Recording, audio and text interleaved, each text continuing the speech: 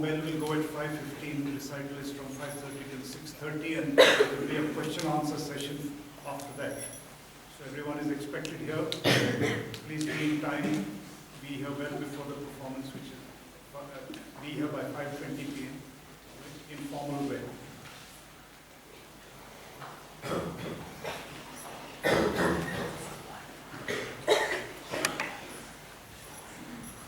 नमस्कार विद्यार्थी मित्रों और गुरुजनों। हिंदी कथा साहित्य संसार में सूर्य के समान दीप्यमान नक्षत्र के रूप में हिंदी साहित्य को आलोकित करने वाले मुंशी प्रेमचंद से शायद ही कोई साहित्य प्रेमी अपरिचित हो।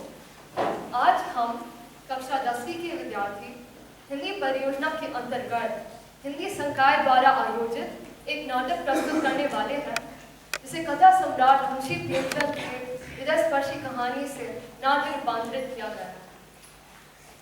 मुंशी प्रेमचंद भारत के उपन्यास सम्राट माने जाते हैं, जिनके युग का विस्तार सन 1880 से 1936 तक है। यह कालखंड भारत के इतिहास में बहुत महत्व का है। इस युग में भारत का स्वतंत्रता संग्राम नई मंजिलों से गुजर रहा था। प्रेमचंद का वास्तविक नाम धनपत राय श्रीवास्तव थे।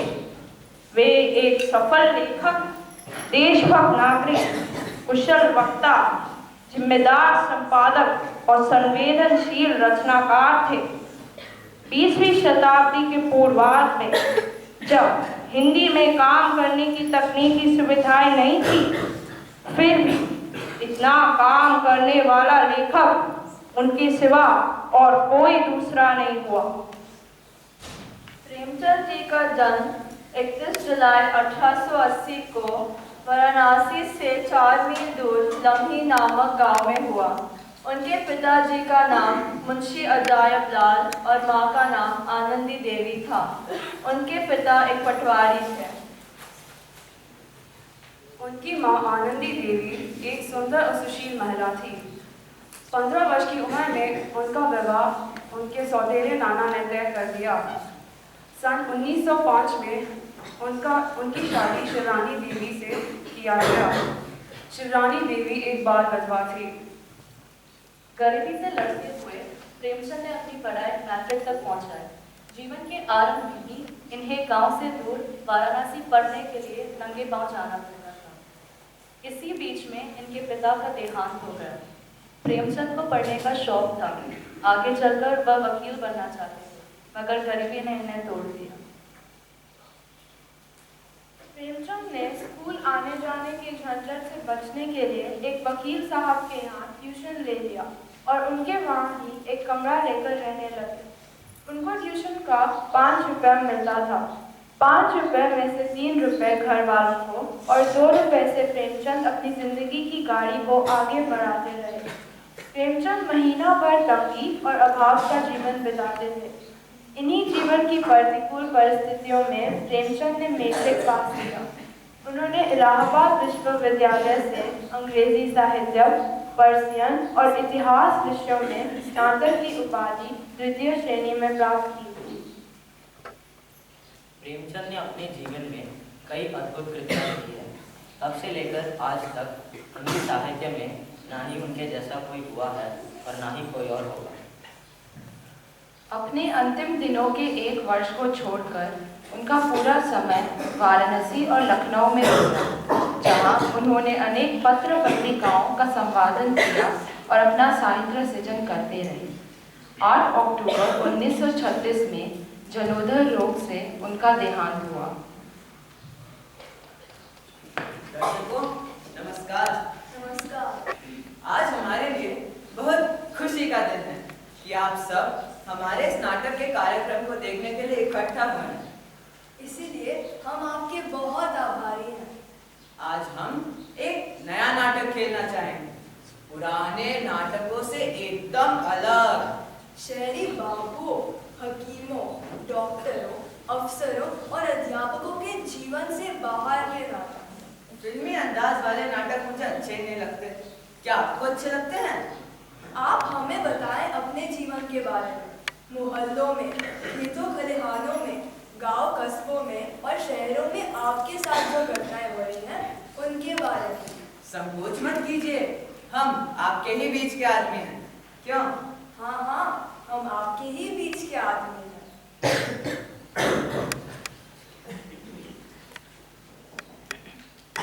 आजकल कहानी, कविता, उपन्यास सब अपना रूप बदल रहे हैं और नाटक बन रहे हैं। ज्यादा लोगों के बीच नाटक ही जा सकता है। पर किसकी कहानी? कैसी कहानी? ऐसी कहानी हो जो जीवन की हो।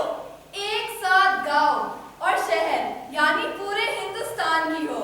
आज हमारे पास ऐसी कहानी है। क्यों? हाँ हाँ, एक ऐसी ही कहानी है। दर्शकों को उसका नाम तो बताओ। सवा सेर गेहूं।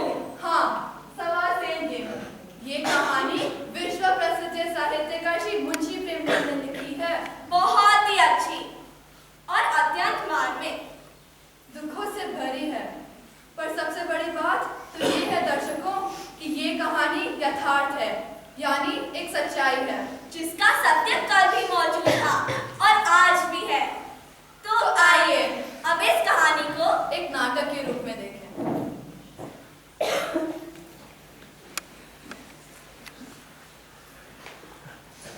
दर्शकों, नाटक शुरू करने से पहले आइए आपको अपने पात्रों से परिचय करा दूं। पहला पात्र है शंकर।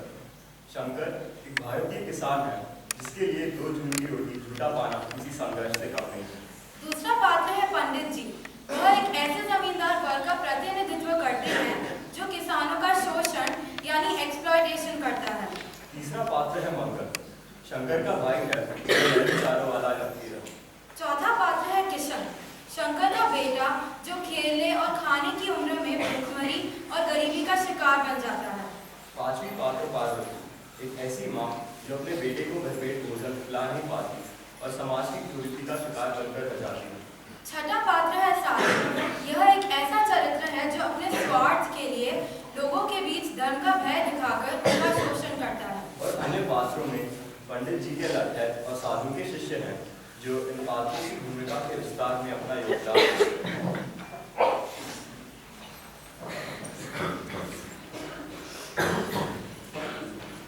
सज्जनों, शंकर जैसे कितने किसान आज भी सूदखोरों की जाल में फंसकर विवश होकर या तो आत्महत्या कर लेते हैं या मार दिए जाते हैं और उनकी जमीन हड़प ली जाती है। आज हमारे देश का अन्नदाता ही भूखमरी का शिकार हो रहा है। जो हमें जीवन देता है उसे अपनी जान देनी पड़ रही है। आखिर किसानों की इस दयनीय दशा का क्या कारण है? इसका जिम्मेदार कौन है? हाँ हाँ, यह तो आज की हकीकत है। सूदखोर हर जगह मौजूद है और उनके चंगुल में आज भी शंकर कैद है। यह तो मौजूदा हिंदुस्तान है। गांव से लेकर शहर तक ब्याज खाने वाले लोगों का जाल फैला हुआ है और उनमें शंकर बड़ा छटपटा रहा है। दर्शकों, छटपटा रहा है। इस कहानी को नाटक बनाकर क्यों खेले? दर्शकों, आप जिस भी दिशा में देखें वहीं आपको शंकर मिलेंगे। कुछ इसी तरह की समस्या प्रस्तुत करता हमारा आज का नाटक सवा सेर गेहूं। हाँ हाँ, सवा सेर गेहूं।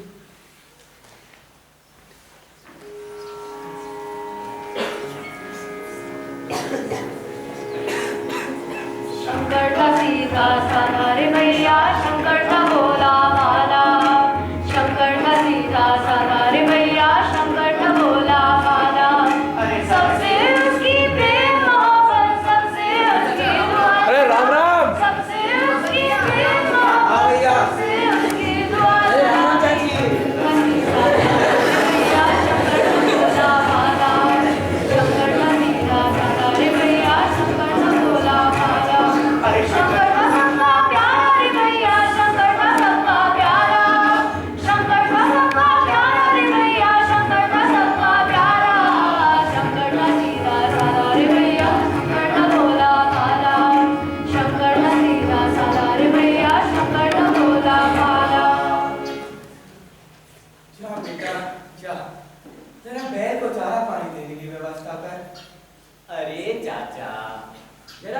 साथ तो लेने दो। खेत में काम करते करते थक गए हैं और आप भी तो थक गए हैं।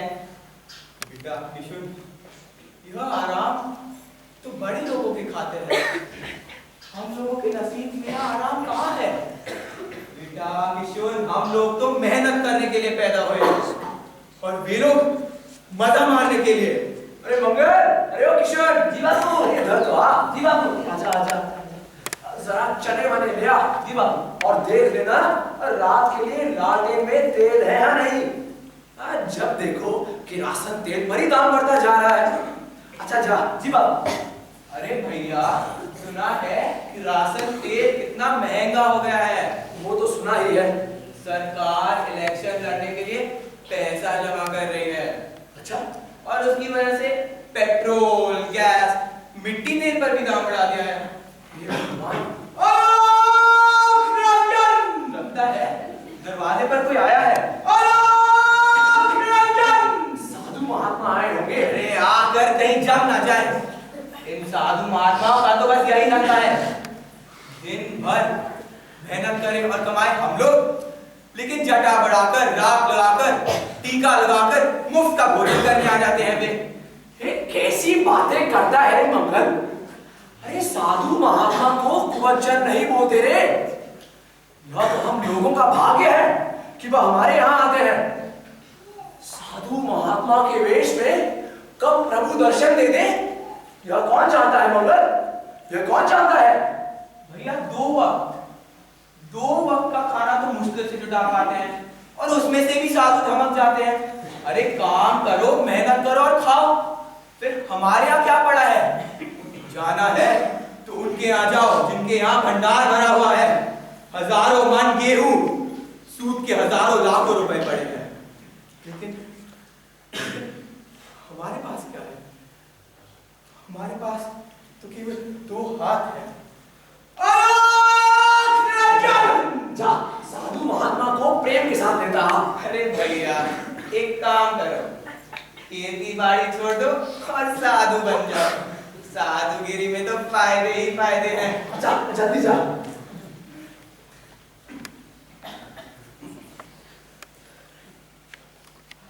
बम बोल, बम बोल, बम बोल, बम बोल, बम बोल, बम बोल, बम बोल, बम बोल।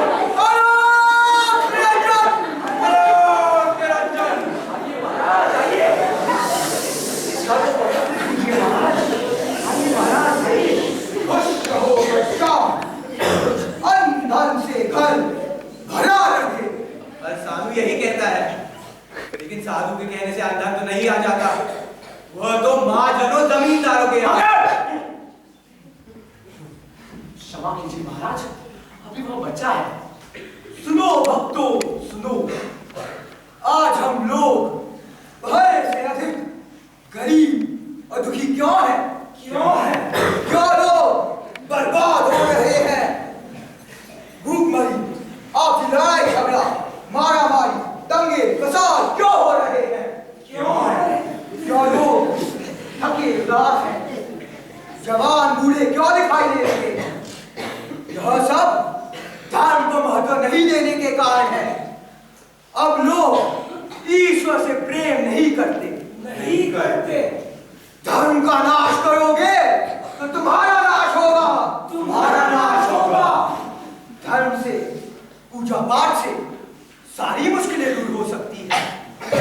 मंत्री और जनता, जमींदार और किसान, मिल मालिक और मजदूर, अफसर और बेरोजगार, सबके संबंधों को धर्म अकेला ठीक कर सकता है। धर्म की जय हो और धर्म का नाश हो। इसलिए धार्मिक काम करो, ईश्वर का स्मरण करो।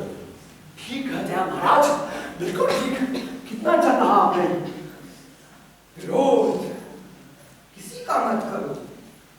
जिसका खेत जोतते हो उसका कहना मानो।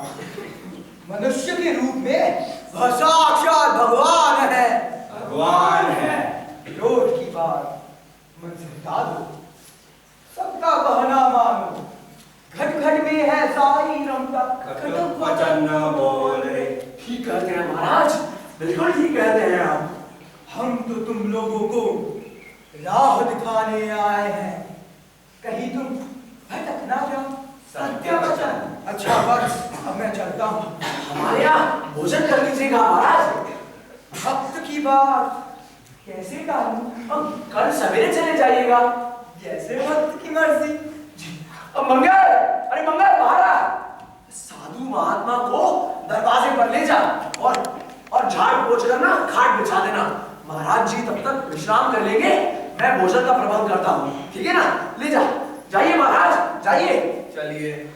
अलोक निरंजन, अलोक निरंजन, अलोक निरंजन, अलोक निरंजन। अरे किशन, अरे ओ किशन, जी बापू। अरे माँ कहाँ है, क्या कर रही है? मुंसिक है, साधु महात्मा आए हैं, जल्दी से रोटियां बना दे। लेकिन बाबू, आज तो जौ की रोटी बनी है। अरे अरे जौ की रोटी कैसे खाएंगे वे? लेकिन बापू, हम तो खाते हैं ना। बेटा, हम तो कुछ भी खा सकते हैं, लेकिन साधु महात्मा कैसे खाएंगे? अरे वह तो साक्षात भगवान के अवतार है। अब क्या करूं? जितना गेहूं था वो तो महाजन ने ले लिया। हाँ किशन, एक काम कर, कहीं से गेहूं उतार लिया, ठीक है ना? जी बाबा। अरे किशोर कहाँ जा रहा है तेजी से? गेहूं का इंतजाम कर ले। मंगल, एक काम कर, कहीं से ना क्या बोलते हैं, किशन की माँ से कह दे कि चूल्हे में आंच दे दे। जल्दी मंगल, जल्दी।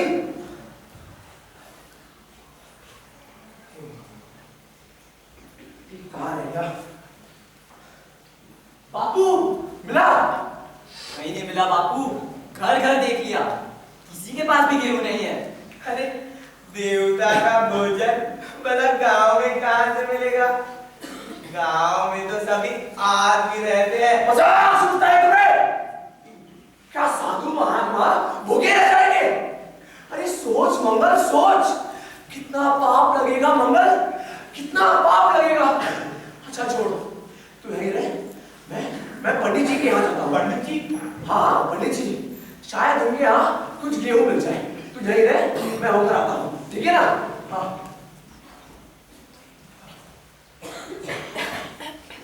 चाचा, तब तो आज दीदी गेहूं की रोटी मिलेगी।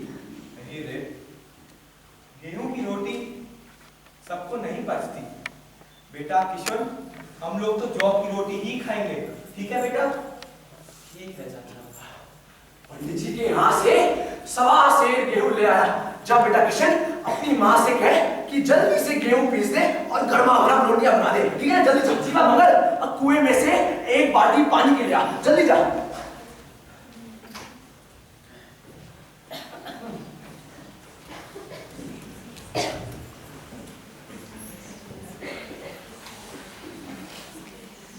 बम बोल, बम बोल, बम बोल, बम बोल, बम बोल, बम बोल, बम बोल, बम बोल। अलोक निरंजन, अलोक निरंजन। साधु महात्मा अब चले गए। हाँ भैया, अब कहीं जाकर हमें सुबह फुर्सत मिली है। चलो काम पर चलते हैं। कहाँ? अरे खेत में। और कहाँ? अरे भैया, आपने पंडित जी से जो गेहूं उतार लिया था, आप वो कब लौटाओगे? अरे मंगल, अरे वो पगले, अरे 1.25 सेर गेहूं क्या लौटाओ रे? साल में 2 बार तो अनाज देता ही हूँ, है कि नहीं? इस बार पसेरी के बदले कुछ ज्यादा ही दे दूंगा, अब वह भी समझ जाएंगे। अरे चल मंगल।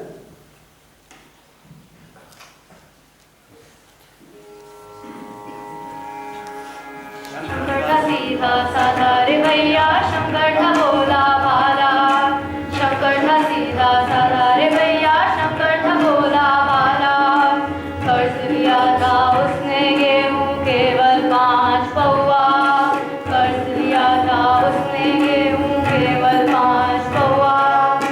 5 पौआ यानी 1.25 सेर गेहूं। भैया भैया हो भैया, भैया हो भैया, भैया हो भैया। 1.25 सेर गेहूं रे भैया, 1.25 सेर गेहूं।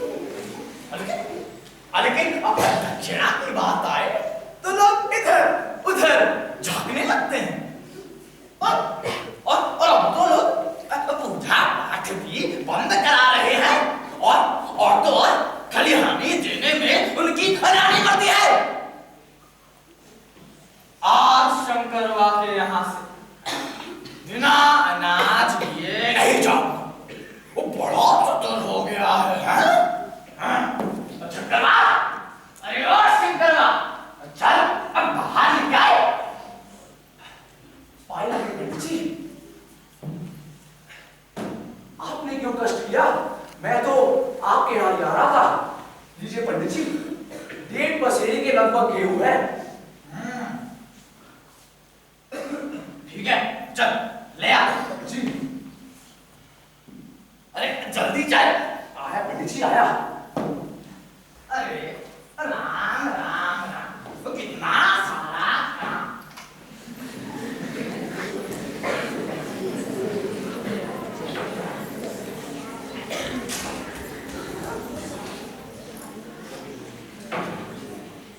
सजनों, सवा सेर गेहूं के बदले में शंकर ने पंडित जी को अनाज के साथ ज्यादा गेहूं दिया।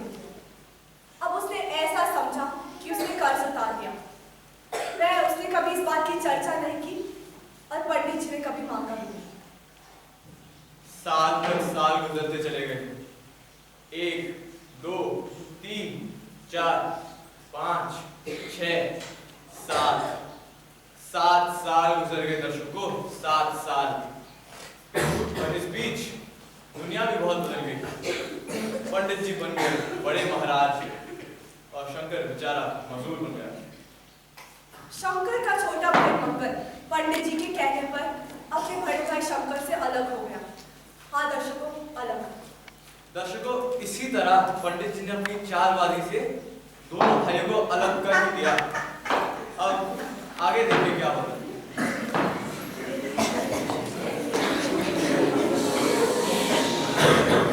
शंकर का सीधा साधा रे भैया, शंकर का भोला भाला। शंकर का सीधा साधा रे भैया, शंकर का भोला भाला। भाई उससे अलग हो गया शंकर बड़ा मजदूर। भाई उससे अलग हो गया शंकर बड़ा मजदूर। शंकर का सीधा साधा रे भैया, शंकर का भोला भाला। शंकर का सीधा साधा रे भैया, शंकर का भोला भाला।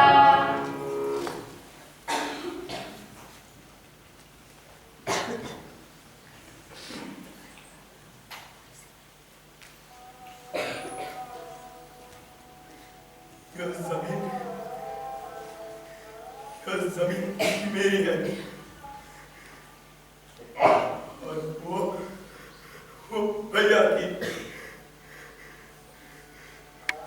पहले हम दोनों भाई साथ में जमीन को जोते और बोते थे और अब जमीन ही नहीं, घर भी 2 है। उस पंडित से हम भाइयों का प्रेम ना देखा गया, भटकाकर हमें अलग कर दिया।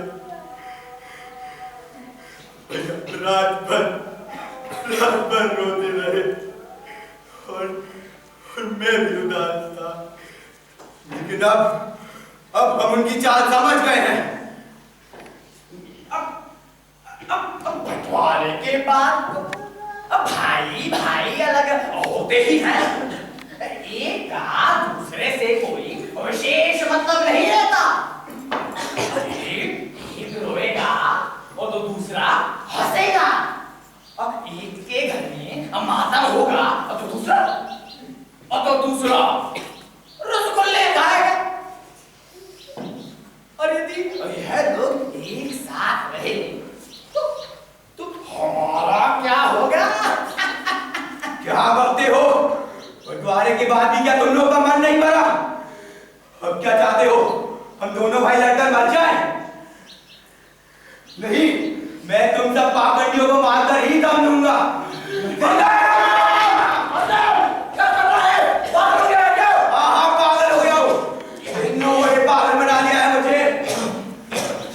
पंडित जी, मंगल आजकल ठीक नहीं चल रहा है। मैं उसकी ओर से आपसे माफी मांगूंगा। देख लूंगा, एक को देख लूंगा।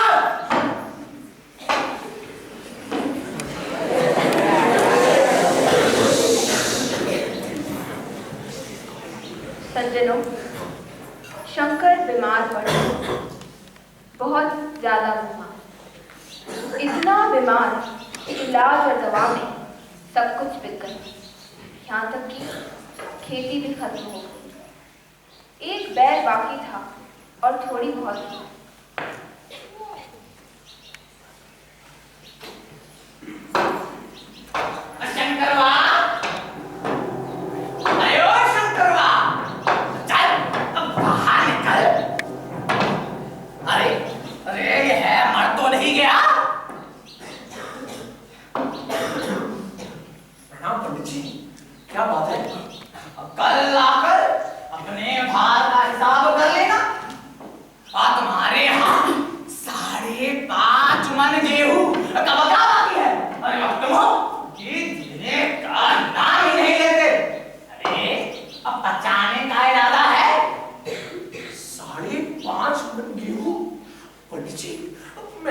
आटे कब लिए? जी, मेरे यहाँ तो किसी का एक चटाक भी बाकी नहीं है। अरे तुम ये झूठ का फल ही तो भोग रहे हो, जो खाने को नहीं मिलता। अरे आज से 7 साल पहले तुम 1.25 सेर गेहूं ले गए थे। अरे याद है? याद है? ईश्वर, बदले में मैंने आपको कितना सारा गेहूं दिया है पंडित जी। आपने इतने दिनों तक कुछ भी नहीं कहा। क्या इसी नियत से चुप थे? पंडित जी, मैंने आपको 1.25 सेर गेहूं के बदले 2500 सवा सेर दिए हैं। अब 1.25 सेर गेहूं का 5.5 मन गेहूं। अरे खाओ जो बख्शीश 100 और तुमने जो दिया है उसका कोई हिसाब नहीं। और तुम्हारे यहाँ वही देखो,